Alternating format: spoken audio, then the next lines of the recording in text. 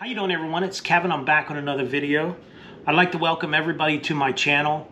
If you're looking for entertainment, I think you came to the right place. I have about 1,247 videos on this channel, and I think there's a lot of good videos in there. I always try to detail everything and get close-up videos so you get to see what I'm working on, and I try to speak loud and clearly so you can hear me. So if you're interested in the channel, check it out. I think I have a lot of stuff.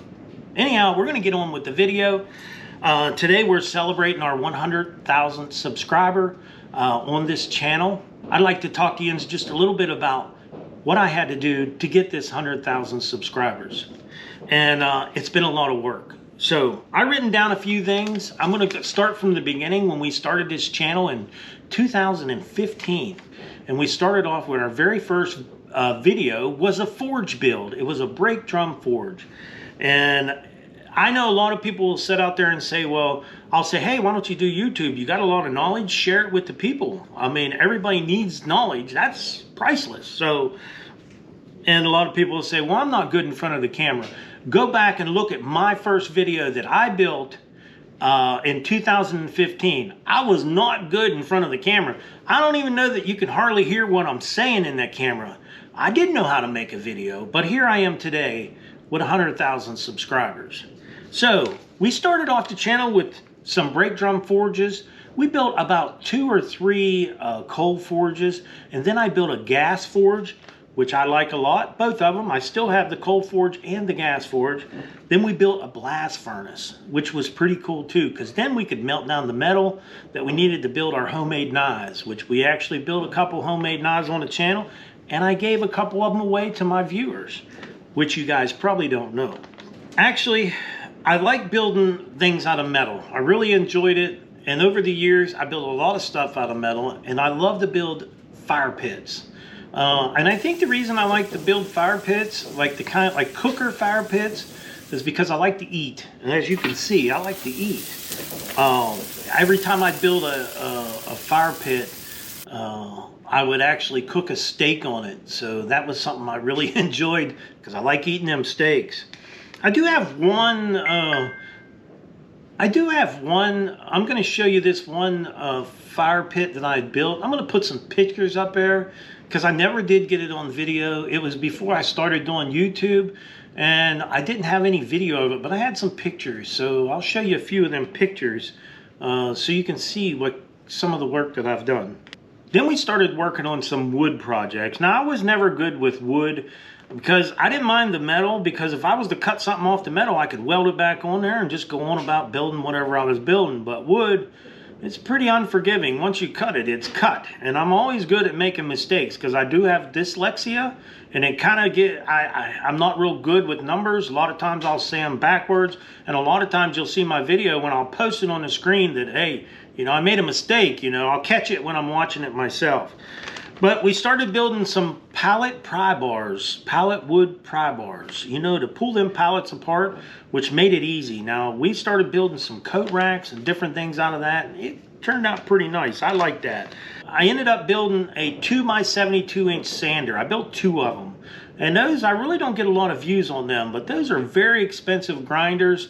And, of course, they weren't expensive for me, but to buy one, it was a very expensive, but it's not that hard to build them. I built them and they were simple. So that's something, if you're interested in, you might want to check out on the channel. Well, once we got going, Julie and I decided that we'd like to travel a little bit. So we ended up going down to Florida, Ocala, Florida, and we ordered a Runaway Camper. And this camper, we bought it down there, and when you buy it, it comes with nothing. It just has a wire in there to hook up a cord or something inside.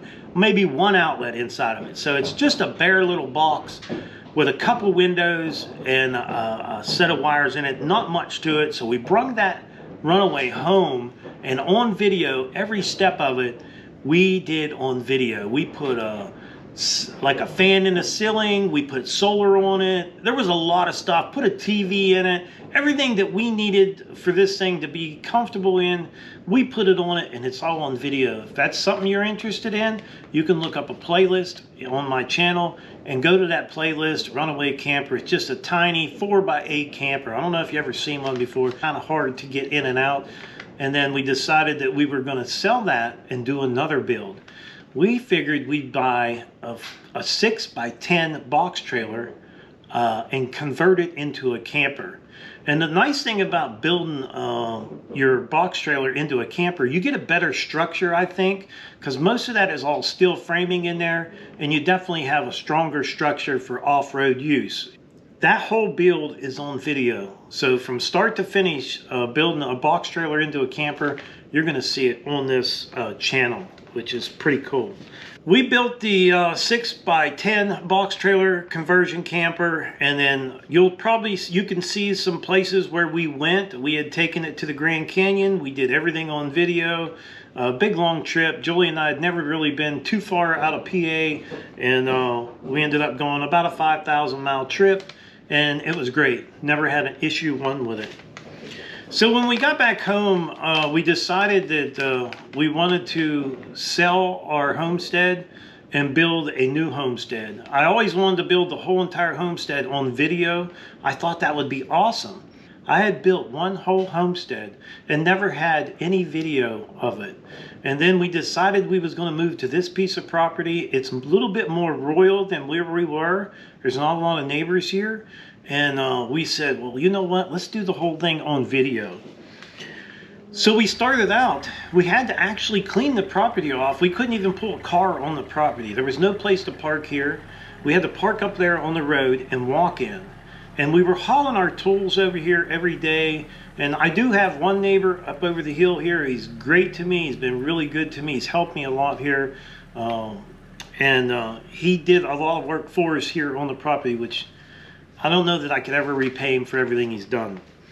What we decided was we needed electric on the property, but they wouldn't put electric on the property without some type of a structure. So we ended up bringing a shipping container in so we could lock our tools in there. So that was nice because once the shipping container is there, we could lock our tools up and we wouldn't have to worry about somebody coming in and stealing them. But also it made it easier for us to get electricity. So we ended up getting the electric in here, and then we wanted to build our shop, but we had ended up running right into COVID, and the price of wood went from $2 a 2x4 to almost $8 or $9 a 2x4, which was crazy. I couldn't understand that. 50, 60 bucks for a sheet of plywood. I never heard tell of that kind of stuff, but it was here and it was happening, and we were in the middle of a build. We were getting a little bit scared that we were scared that we wouldn't have the money to finish everything. So I decided I was going to buy a sawmill, because the shop, we could use sawmill wood in the shop. A lot of people said, well, hey, you don't want to build that out of wet wood. Well, I'm going to tell you, back in the day, in the 1800s, when they cut down a tree and they built a house, they didn't wait for that wood to dry, and neither did we. We built the whole entire thing. Pretty much all this wood, a lot of this wood is all sawmill wood, and it worked out great for us, and we're not having any issues with our structure. This thing is like a tank. It's great in here. It's warm. We insulated it. It really turned out pretty nice. But that sawmill, that was a ticket to a homestead, because that sawmill wood, you could use it for a lot of stuff on the homestead. And at the time, we bought the smallest wood miser sawmill that we could get, and it was everything that we needed here. I did have some issues with it, and you'll see that in the playlist for the sawmill. But we got most of that worked out. We got a lot of the bugs worked out, and it's been working great so far, knock on wood. Another thing we had to build was a log arch. At this time, we had a very small tractor, and I couldn't get the big logs to the sawmill with that tractor, so we ended up building a log arch, and that really come in handy. That log arch was just, it's amazing. I carried a 20-some foot telephone pole on that, or 30 foot, 25, 30 foot telephone pole on that log arch, and never skipped a beat. That thing just hauled it with no problem at all. Picked it up and hauled it. So we got the shop done about 3 days. This workshop, we got done about 3 days before we started working on the house. We wanted to build a Barnminium, and I was going to have the Amish come in and just put up the outside shell, and then I wanted them to pour the floor. Well, that left Julie and I having to do all the rest. We had to do the plumbing, the wiring, the insulation, the drywall, the studding up of all the walls. Everything had to be done by just Julie and I. We had a little bit of help, but the majority of it was done by us. And a lot of people say you can't do it, or, oh, I can't do it. There is no can'ts. Google it. If you can't do it, Google it. Get on YouTube and look up videos. You can do anything if you put your mind to it. There's no way. I built this homestead, Julie and I, in less than 2 years. We built a whole entire homestead. We live in here very comfortable. We built the house within 8 months after we started. It was framed up. 8 months later, Julie and I was moving into it. So, am I a carpenter? Nope. Am I an electrician? Nope. Am I a plumber? Nope. I'm an ordinary old guy just like you with some tools. My thing is I love tools. I love tools too much. Julie says I'm a hoarder. Possibly. I think she's right. But I'll never get rid of my tools, because without my tools, I am nothing. I can't do nothing without my tools. So that's something, if you don't have, that's what you want to get.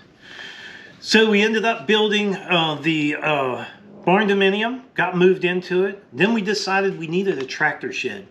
I picked up a new tractor, probably a little bit later than I wanted to, but I got a new tractor, and we wanted a tractor shed. The tractor shed is all on the video.